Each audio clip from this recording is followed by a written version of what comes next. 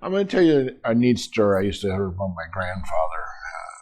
You never believe grandpas tell stories. Maybe they increase the facts. But my grandpa always talked about the time he brought Babe Ruth to town. Babe Ruth, of course, was a gentleman who played baseball in the 20s and 60s, the home run king. Babe Ruth was a national figure, probably better known than the President of the United States. And my grandfather decided that he was somehow, after the season was over, and to bring Babe Ruth up for an all-star game, in which Babe Ruth would come up to the UP, Iron Mountain, which where the Ziegelbauer family originally was. My grandfather was owned a grocery store. Nobody believed him that Babe Ruth would come to the UP, Iron Mountain, in the middle of October to play baseball with a bunch of Yoopers, I guess we call them nowadays. Well, let's think about this. There's no television. Radio was just getting off the ground. The only time you'd ever seen Babe Ruth is maybe in a picture in the local paper. So the king of SWAT, Babe Ruth, was actually coming to town.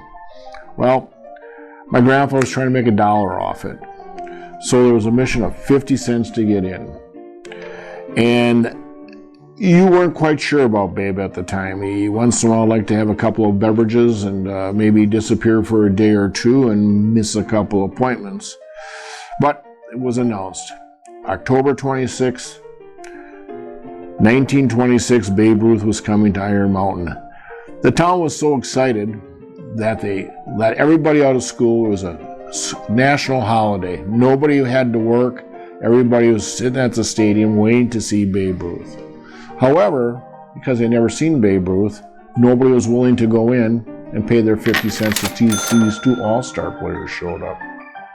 Interesting story. They all sat outside being doubting Thomases. And my grandfather did have trouble getting Babe Ruth.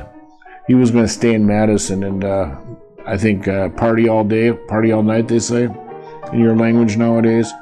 Well, he ran him to him in Madison, showed him the contract, grabbed him, and drove him in a limousine up to the UP.